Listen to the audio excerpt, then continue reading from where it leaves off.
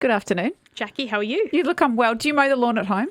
I have mowed the nature strip. That's all we have at home. Yes. I would never mow the lawn. But I guess It's actually quite cathartic to get out there. Yeah, my husband says that actually, but I'm not getting him to mow any state government nature strips or centre medians. But I guess this one, it's been gone quite well online. And is that sort of what you're looking to do now? Expand your campaign to more of an online campaign, because that's where the people are watching too. Well, you're right. You know, we now have a situation where younger generations are increasingly getting their news and engaging with politics through social media. And I think it's really important that we're there talking to those people, but also listening to them.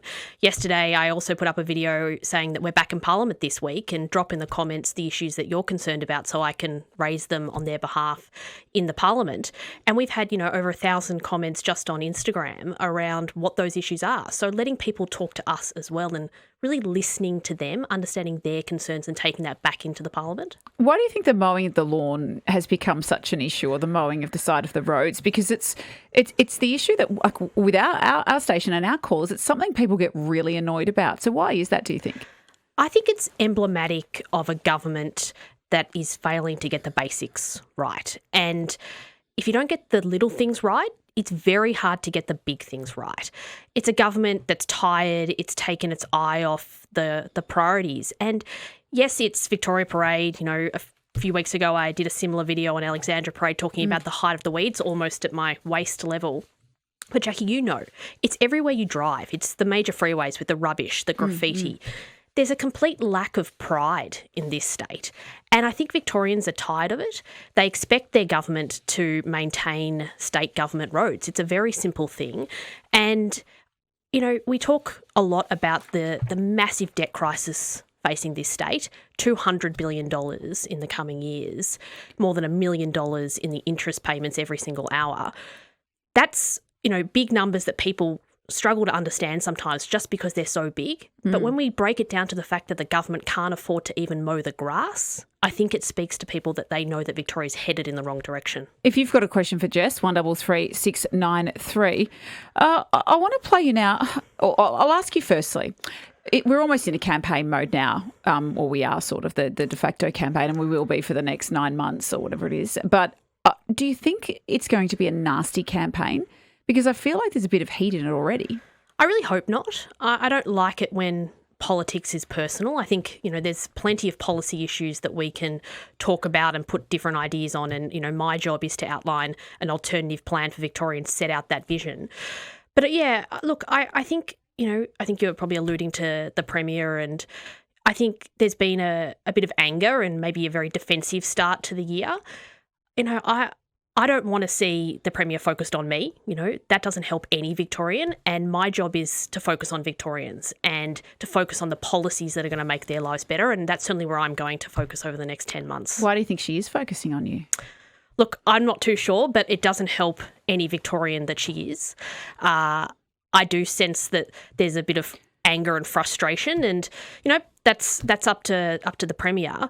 But as I said, my focus is on Victorians. My focus is going out on the ground, listening to them, understanding their concerns. I know from listening to them that they think Victoria's headed in the wrong direction, and they're looking to me and my team to outline that alternative vision for Victoria. I'm just going to play you a bit of audio. So this is the Premier speaking at Midsummer just over the weekend. We are seeing ultra-right politicians here and around the globe use this time in history as a moment to strike out against queer people, to really intimidate and cause great harm and distress to our queer community. We won't say one thing in Spring Street, vote one way in Spring Street, and do another thing, say another thing here, marching at Pride. For example, voting against anti-vilification laws that are designed to protect our queer community was so important. The Liberal Party voted against it last year and backflipped when it was found out that it included support for our queer community. Is the Liberal Party against the LGBTQI plus community? Absolutely not. And I was proud to march with the community there yesterday, with my colleagues, with a supporter group from within our own party. We were proud to be there, and I'm proud that I think it was my third time that I've attended the march over recent years. But once again, Jacqui, I don't know how that sort of tone, that sort of focus on me or our party helps any Victorian. And I'm not really sure why the Premier is so focused on that sort of defensive anger rather than the needs of Victorians. She's also accused you of cozying up to One Nation. Look, I'm not too sure where the Premier's sort of obsession with that comes from. Would you do a preference deal with One Nation? We're very far out from any discussion of preference deals at this time in the electoral cycle. But what I would say is that I'll always talk to our farmers, our CFA volunteers, regional Victorians. These people have been neglected by the Labor government for a decade. They're crying out to feel heard. They're crying out to be supported. This is a Premier that is putting a tax on CFA volunteers at the same time these people are out risking their lives for their communities. And I'll always talk to them. So I'm not too sure why there's this massive focus on me and my team rather than the needs of Victorians. Because Barnaby Joyce is expecting to be attending this conference in Horsham that you're going to be going to. I assume that's what she's been referring to there. I assume so. It's a sort of a weird obsession with an event that is, speaking to regional Victorians, farmers, CFA volunteers. These are people that give so much back. I actually can't attend the event. My colleague and the leader of the National Party is attending as the Shadow Minister for Emergency Services. As I said, there's this constant sort of focus on these minutiae things rather than the big needs facing the state and the needs facing Victorians. Are you happy to take some calls? Always. Okay, Trish, hello. Oh, hi, Jacqui. Hi, Jess. It's nice to speak to you both. Hi, Trish. Yeah, look, I just want to reiterate, really, again, what you say, Jacqui, as well, and what a lot of people feel. Just when you drive down the freeway, particularly if you've got people you've picked up from the airport and they're visiting from overseas, how awful it is to drive along the freeway. There's rubbish everywhere. There is graffiti. It just looks dirty and lawless. We can't get you to mow every lawn. No, but, I think it speaks, as I said before, and Trish, you're so right, when you bring people in, visitors into this state, tourism, that we need to drive so much harder into Victoria, and we see our roads in such a state of disrepair. We've got potholes. We also hear, and I was just at a forum about the need to revitalise Melbourne and the CBD in particular. The fact that crime is playing such a massive issue in terms of driving people out of this state, pushing back against tourism opportunities, whether it's the state of our roads, potholes, the not maintaining the grass, the graffiti, the rubbish. I think it's just emblematic of a government that is not getting the basics right. And Tony's actually rung in about a significant issue, and I think it affects so many people. Hello, Tony. Oh, hi, Jacqui, and hi, Jess. Jess, let me say that you are coming across as a breath of fresh air, and I'd like to say that perhaps my faith and confidence in you as being the saviour of bringing back Victoria great again. It's just like a lot of people, mums and dads that have invested in a small property for retirement or a little investment rental. Investors have been forced to sell their properties in Victoria because of this insatiable appetite and greed of this current government, and our investments and investors are going offshore. My question to you, Jess, and obviously I think that there are many, many thousands of people in my position, will you have a look at the land tax greed of this current government? It's a good question, Jess, and I guess, Tony, to your point as well, if you do look at that, you lose that source of revenue, then how do you do all the other things like fixing the potholes, fixing the roads that we don't have money for? Thanks, Tony, for your question. And you make a really good point about the property investors fleeing Victoria. And, there's this acronym going around, Anywhere But Victoria. We hear it consistently, and it comes back to the fact we've seen, dozens of property taxes introduced or increased over the past decade. And what it's doing is seeing a dampening effect on housing supply. We're seeing fewer new homes built, and we're seeing the rental market tighten as we're seeing property investors flee and less rentals available on the long-term market. Tax reform is certainly on our agenda. But Jacqui, I've said to you and your listeners before, this is a really difficult situation financially. The fact that we're heading towards $200 billion of net debt and the interest bill will be more than $1 million an hour means that we have to take a really sensible, methodical approach to this. But my number one priority is to repair the budget so we drive investment back into this state. And that's my commitment, is that we will prioritise and guarantee essential and frontline services, because that's where Victorians need their money invested. Would you be prepared to make a policy statement on land tax before the election? Well, we're doing a piece of work around tax reform more broadly, and property taxes will feature into that. And it comes back to, my 4 key priorities. 1, repairing the budget, but also restoring that dream of home ownership. It's so important that young people in particular have hope again that they'll one day be able to own their own home. At the moment, that hope, that dream is broken in Victoria, and it shouldn't be. And there is opportunity to change that, and that's my commitment and my focus. Jess, we'll take your questions after the break, so jump on the line now, 133693, 693, your questions for the opposition leader. I'm speaking to Jess Wilson, the leader of the opposition, and as always, we did ask the Premier to join us this afternoon and she declined. All right, let's get into your calls. Claire, hello. Hi guys, thanks for letting me ask a question this afternoon. Jess, I'll see you at the Women's Liberal function in a few weeks at Kooyong, so looking forward to that. Sounds like a party. There's a bit of a party with my campaign wife Penny. But my question is a really serious one around councils.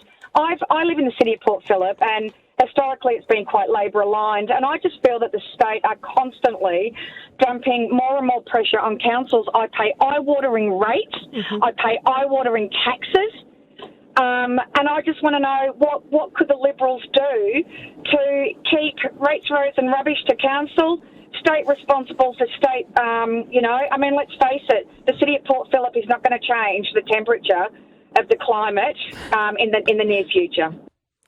Thanks so much for your question, Claire. It's a really good point around what we're seeing around cost shifting from the state which is government. what Stephen Jolly is saying as well. He's saying we can't afford to carry the can. Exactly, and that's why we've got this issue with sort of maintaining some of these roads, because previously there would be funding that goes with that, but because the government has mismanaged the books and we're seeing this record debt and this debt crisis in Victoria under the Labor government, they're now cost shifting onto local councils. I completely understand it from a ratepayer's perspective, right? Rates consistently seem to go up. You feel like you're getting less and less for your services.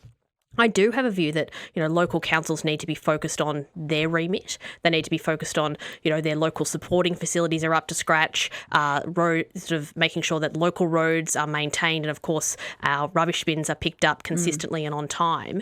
There is opportunity to make sure that we've got a partnership, I think, between local councils and the state government to really understand the breakdown of those roles, and that's certainly something that we're looking at. You've also got a partnership with the Federal Liberal Party. Do you worry that they are, or do you feel that they are a weight around your neck? Look, there's obviously a lot of things playing out at a federal level at the moment, but what I know is that Victorians are differentiating between what's happening at a federal... Do you believe that? I do, because I hear it. I spend every single day out talking to Victorians right across this state.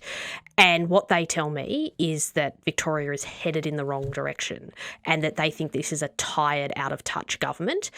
And to be honest with your listeners, Jacqui, the only way to change the government is to vote for the Liberals or Nationals at the next election. That is how we change the government. And it's You must wish, though, that they'd get their stuff together up north. Oh, look, I'm not going to pretend that what's happening in Canberra, isn't a distraction for the party.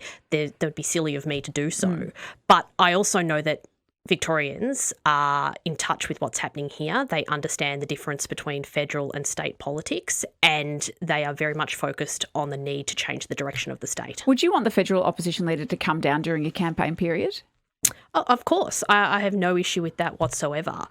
But I say again, I think Victorians understand the difference, and that's what I hear when I talk to Victorians about the state of Victoria and Melbourne. They're raising issues like the rising crime, the fact that they're worried about getting an ambulance, home ownership, the fact that we're seeing the debt crisis. These are all localised state and Victorian issues, and they can tell the difference. John's got a good question, actually. John, you're talking to Jess. Hi, Jess. Congratulations on everything that's happened since you became leader in articulating the way forward. The key task, of course, is to emulate what Chris O'Fooley managed in Queensland. And the point there is, as you would know, once the slogan "Adult Crime, Adult Time" appeared, that was the end of the election. There was no way that even Stephen, or whatever his name is, the fairly popular Premier, was going to hold that out. What sort of areas are you looking at for a similar sort of slogan? I know you're not going to reveal too much in answer to that, but what sort of areas do you think are the most fruitful in looking at it? Well, thanks, John. We really focused on our 4 key priority areas, which of course are repairing the budget so we drive investment back into the state, ending the crime crisis and focusing on community safety, ensuring that Victorians get access to quality healthcare when they need it, and restoring that dream of home ownership. That's the priorities that we're going to outline over the next 10 months. That's the plan we're going to put forward and the solutions that we're going to announce over that time. And that's our absolute focus, because what I know is that it's time for a fresh start here in Victoria. And so it's a fresh start. You've said it twice now. It's time for a fresh start, Jacqui, and those priorities will absolutely embed that message and the opportunity. And what I've said, to you before, Jacqui, is my absolute focus on how do we restore hope and pride to this state. 16/17 seats is an incredible ask for anybody, particularly in such a short space of time. How are you going to target rusted-on Labor voters, particularly in the West, because you're going to need to swing the seats that you've never held before? And I've spent time out on the ground in the West consistently since I've been the leader, and before that too as a shadow minister. And what I hear from people in the West is that they feel neglected. They feel like they've been taken for granted under Labor, and we saw that, significant swing against the government in the Werribee by-election. There is huge opportunity to understand the needs of that area, an area that is one of the fastest growing in the state, where infrastructure has not kept pace with that growth. And while the government, is focused on big pet projects like the suburban rail loop, it's the West that is missing out. And so what I am really focused on is how do we understand the needs of those communities? How do we listen to them? And how do we make sure we're, focused on delivering that localised infrastructure that actually makes a difference in a day-to-day life, like growth areas and new housing estates having a single road in and out, which costs 45 minutes to get in and out of the driveway, essentially. There's a lot of estates, Melton Way, that are like that, and actually out in the southeast too. But just on the 2 big projects that do affect the West, the Metro and the Westgate Tunnel, have you managed to have a ride on the train and drive through? And do you believe the data that's coming out that everything's going swimmingly? Well, I haven't been through the Metro, but I have been through the tunnel. And, I think you spoke about this. It was fairly empty when I went through, and we saw data today that suggests that it's the traffic volumes are below half of what they expected. Now, this is a project that cost taxpayers more than $4 billion in blowouts. It's a project that's costing Victorians in higher tolls on other roads every single day. So I think it's fair for Victorians to ask, are they getting value for money? And that's a big part of why I'm so focused on repairing the budget. It's how do we restore respect to taxpayers' money? How do we do that in a really considered and methodical way so that every dollar of taxpayer money is going towards the essential services they need? Do you think if you were elected, it'd get worse before it got better if you have to bring the budget back under control? No. And, I give that commitment to Victorians. Absolutely not. This is about priorities. This is about ensuring that we stop the waste. The fact that we've seen $600 million to cancel the Commonwealth Games, $200,000 to hire indoor pot plants for the Suburban Rail Loop Authority, $13 million for machete bins that have done nothing to stop knife crime, all while the government is reducing funding. A $50 million cut by the Labor government to Victoria Police. We've seen $2.4 billion reduced in school funding. So this is a government that has its priorities all wrong, can't get the little things right, so the big things are now coming at a cost under this government. Good to have you in. Thanks for taking the call. Thank you so much, Jacqui.